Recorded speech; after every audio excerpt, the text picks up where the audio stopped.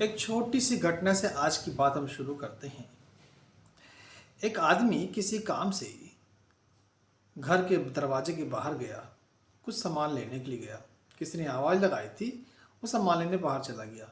लेकिन उसके पहले ही उसने अपनी गैस ऑन की थी। गैस ऑन जब उसने की तो गैस जल रही थी। जलती हुई गैस को वो बाहर छोड़ छोड़ के गया, बाहर की तरफ अपने काम से। और उस काम को करने में उसका कुछ लेने गया था, उसका हाथ थोड़ा गंदा हो गया। गंदा हो गया तो जैसे ही वो अंदर आया, उसने देखा गैस जो है, उसका नॉब तो ऑन है लेकिन गैस जल नहीं रही है। गैस चूल्हा बंद हो चुका है। अब ऐसे में तो खतरा है, गैस निकल रही होगी। लेकिन उसने किया क्या? उसने कहा अरे मेरे हाथ तो अभी साफ नहीं है, मैं इसको पहले धो लेता हूँ, फिर गैस बंद करता हूँ। जबकि करना क्या चाहिए? करना तो ये चाहिए था उसे कि अगर गैस की नाप चालू है और गैस निकल रही है तो सबसे पहले भले हाथ गंदे बंद करो, खतरे को टालो साहब। लेकिन नहीं, वो गया और हाथ धोने लगा, वो भी साबुन से हाथ धोने लगा। भाई उसका हाथ कुछ भिड़ा था किसी काम में। तब तक काफ़ी देर हो गई और देर होते ही ये जो गैस लीक कर रही थी, ये जो नॉब खुला हुआ था, इसने एक घटना को अंजाम दे दिया। अब उसके दिमाग में यही चल रहा था कि मैं तो साफ सफाई के नियमों का पालन कर रहा था। तो भाई आपके साफ सफाई के नियमों के लिए गैस थोड़ी रुकी रहेगी, वो तो निकल रही है तो अपना काम करेगी गैस। तो आप ये देखिए, ये जो आपको लगा कि ये ऐसे व्यक्ति को लगता है कि मैं तो अपने साफ सफाई के नियमों का पालन कर रहा था, फिर उसको ये लगा कि भाई मैंने नियम का पालन किया तो मेरे साथ तो ये घटना नहीं होनी चाहिए थी। ये तो भाई प्रकृति का नियम है, तो भगवान का नियम है, ये तो तुम्हारे धर्म का नियम है, तो मैं तो उसका पालन कर रहा हूँ, तो मेरे साथ तो ये घटना नहीं होनी चाहिए थी। तो साहब ये बताइए, ये कहे वो अपने ईश्वर को, अपने भगवान को दोष भी देने लगा। लेकिन क्या ये नियम और ये इस तरह की धारणाएं क्या भगवान ने बनाई हैं? क्या किसी ईश्वर ने बनाई है? अरे ये सारे नियम आप बना रहे हो।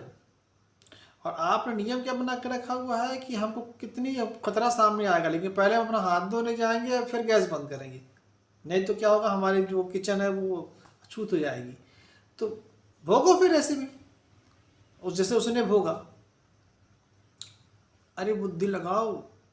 जब आपको ज़रूरत है गैस बंद करने की, गैस बंद कर दो, हाथ धो लेना, गैस की नॉब भी धो लेना। आप खतरे को टाल तो सकते हो कम से कम, अगर आप सही समय पर निर्णय करते हो। लेकिन नहीं, हमारे जीवन में ऐसे ही होता है। हम अपने समय से लेने वाले निर्णय को केवल अपनी धारणाओं के कारण टाल देते हैं। हमें लगता है कि ये नियम है तो इस नियमों का पालन करना जरूरी है। अरे नियम सारे किसके लिए बने? आपके लिए बने हैं। आप नियमों के लिए नहीं बने हुए हैं। और ये नियम किसने बनाए हैं? आपने स्वयं बनाए हैं। आप ही अपने नियम के निर्माता हैं। चाहे तो ये आपने नियम किसी से सुने हो, किसी को करते देखा हो, या किसी और के विचार हो, पर बनाए तो ये नियम आपने ही अपने लिए हैं। आपने ही इसे लागू किया है अपने ऊपर। ये इस तरह के सारे नियम आप ही बनाते हो, कोई और नहीं बनाता आपके लिए। और जैसे आप नियम बनाते हो वैसे ही आपके साथ उसका प्रतिफल मिलना शुरू होता है। जीवन में ऐसे हमारे अनेकानेक धारणाएं हैं जिनको हम नियम मान के बैठे हुए हैं कि वो प्रकृति की या परमात्मा के या ईश्वर के नियम हैं। वो नियम आपने बनाए हुए हैं कि अगर मेरे घर के बाहर चप्पल उल्टी पड़ी है तो बुरा होगा। अरे ये नियम आपने बनाया, प्रकृति को क्या लेना देना, और चप्पल को भी क्या लेना देना कि वो उल्टी है कि सीधी है, वो तो बेजान है।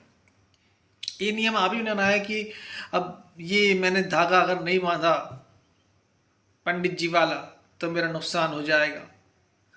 तो होगा नुकसान भाई, क्योंकि नियम आप बना रहे हो, वो नियम प्रकृति का नियम थोड़ी है। नुकसान इसलिए होगा कि आपने सोचा है ऐसा कि नुकसान होगा ना बांधने से। फला फला माला को धारण नहीं करता हूँ तो मेरा बुरा हो जाएगा, तो होगा बुरा, क्योंकि ये नियम आप बना रहे हो। आपके ऊपर वही नियम लागू होगा जो नियम आपने स्वयं अपने लिए बनाए हैं, उसी का प्रतिफल आपको मिलेगा। ये सारे नियम जिसको आप सत्य मान के बैठे हो, ये आपके अपने बनाए नियम है, ये आपके अपने मन का सत्य है। और जो मन का सत्य है वही परिणाम स्वरूप आपके सामने आता है। आप ही ने सोच लिया है कि अगर मैं मंदिर के सामने से, किसी गिरजाघर के सामने से, किसी मजार के सामने से गुजरूंगा और मैं सर नहीं झुकाऊंगा तो मेरे साथ बुरा होगा। तो ये नियम आपने बनाया है। अब आप बनाए हो अपना नियम तो उसका पालन नहीं करोगे तो आपको तकलीफ होगी, क्योंकि मन में आ गया है कि मैंने तो नियम का पालन नहीं किया, अब तो मेरे साथ बुरा होगा। तो जो बुरा होगा ये धारणा आ गई, ये महसूस आप करने लगे, तो आपने एक बुराई को आमंत्रित कर दिया, एक बुरी घटना को, एक बुरी दास्तां को आमंत्रित कर दिया। तो आप ही अपने नियम के निर्माता हैं, सारे नियम आप बना रहे हैं और उन नियमों के अनुसार आपको ही कष्ट और सुख भोगना पड़ रहा है।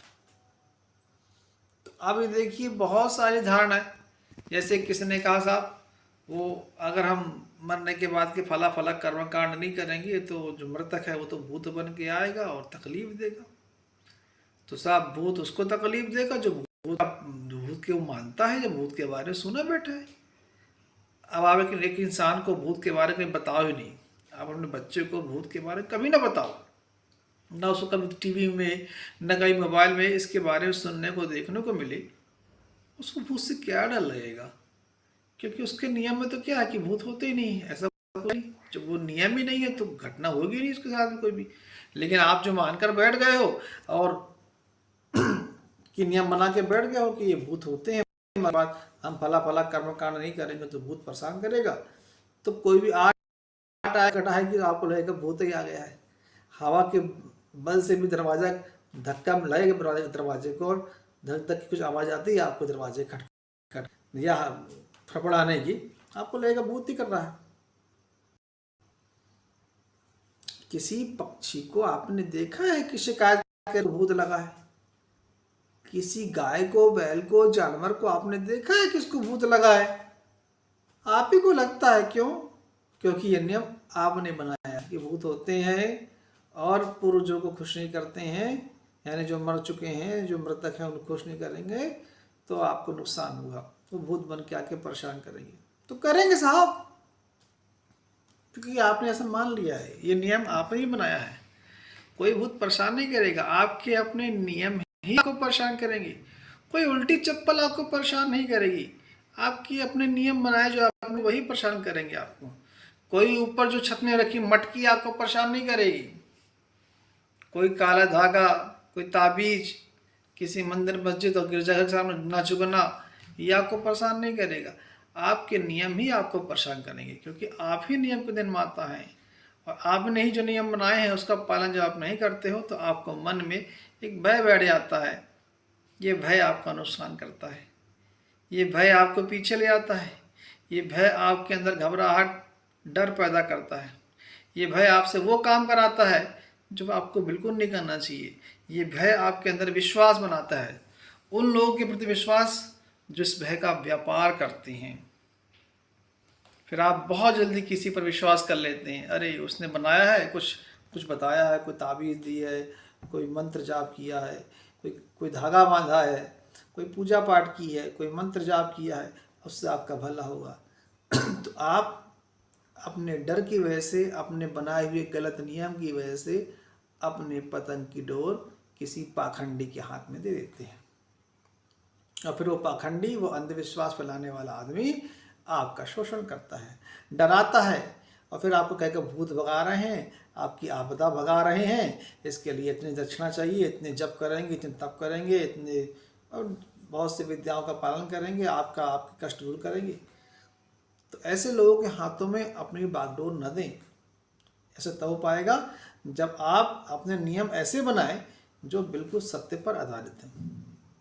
जिन चीज़ों का आपने देखा नहीं है उस पर सामान्यतः विश्वास करना बंद करें।